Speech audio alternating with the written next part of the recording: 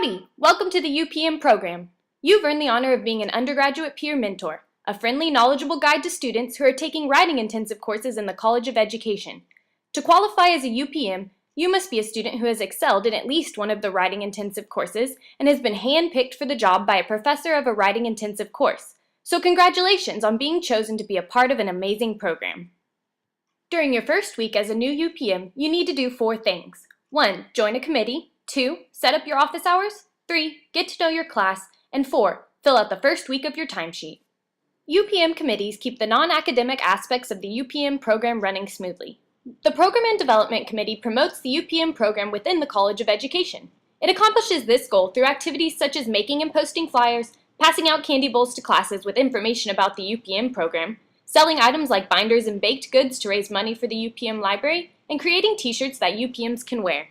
The Library Committee manages the UPM Library, which is located in the UPM office. The UPM Library contains many of the novels and picture books that students need for their writing-intensive courses, so it is important that students know about this resource and use it correctly. Members of the Library Committee help students check out books, keep track of the books that have been checked out, and restock the books in the UPM Library. The Scholastic Committee informs students about Scholastic's website and encourages students to buy the novels and/or picture books they need for their writing-intensive courses from this site. Books bought by the students from Scholastic's website generate points, which the UPMs will use to purchase new books for the UPM library. The Social Committee organizes approved social events for the UPMs to attend outside of work, such as informal dinners or upcoming Texas A&M football games. These socials are designed to help all of the UPMs get to know each other better and have fun. The Technology Committee helps students and other UPMs with technology issues that may come up during CPR or other online components of writing-intensive courses. The committee can also use available technology to create video tutorials and presentations. Finally, the Technology Committee is in charge of making sure the UPM Facebook and Twitter are up to date. Last but definitely not least, there is the MyCompLab Committee. This committee coordinates and checks the students' completion of MyCompLab Grammar module in addition to helping students with technical issues that sometimes arise. As a new UPM, you get to choose the committee on which you want to serve. There are veteran UPMs on each committee to help you learn the ropes. Now, let's move on to discuss your course placement and the steps you should take in your first week as a UPM.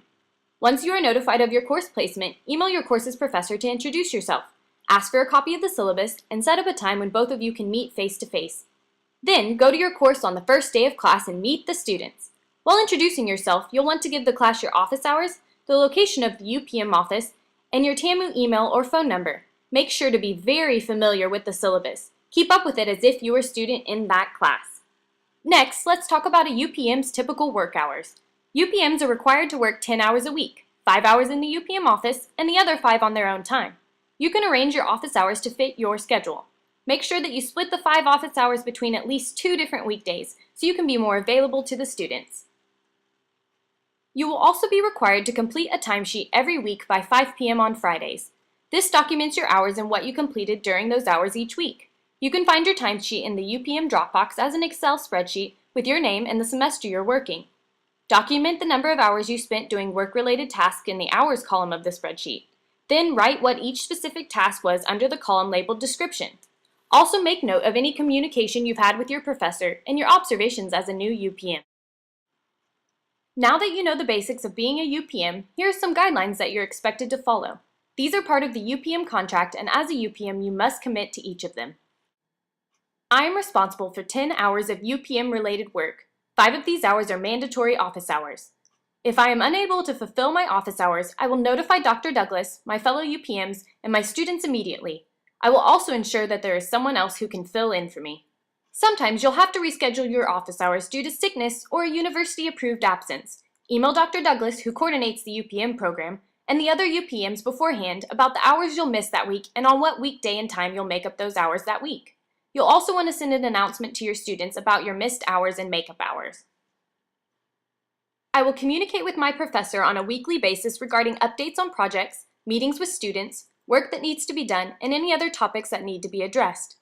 I will take a proactive role in seeking projects that can be completed to improve the experiences of students in writing-intensive courses, the UPM program, or any related matters. Weekly communication with your course professor will help you be fully informed of any changes that have been made to the syllabus. That way, you can pass those changes on to students and answer their questions about those changes.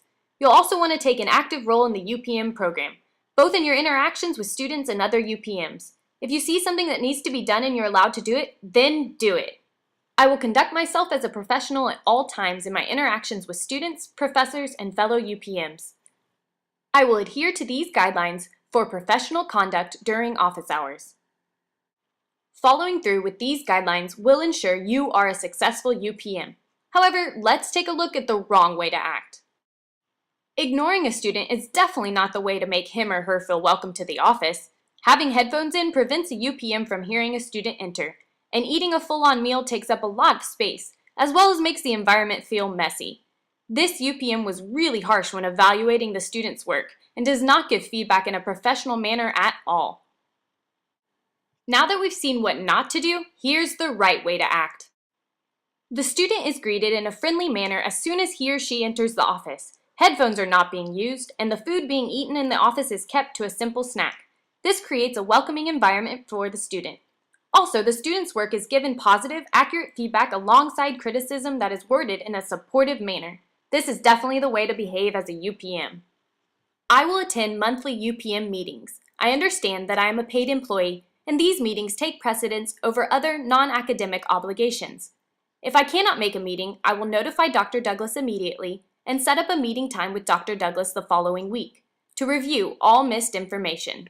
UPM meetings take place during the first Friday of every month and are one of the few times that Dr. Douglas and all of the UPMs can be together in one place, so it is crucial that you be there. Meetings discuss important and often confidential information meant for UPM eyes and ears only. They also count as some of your work hours, another great reason to go. I will communicate to other UPMs if I need help or if I have extra time to assist with the projects.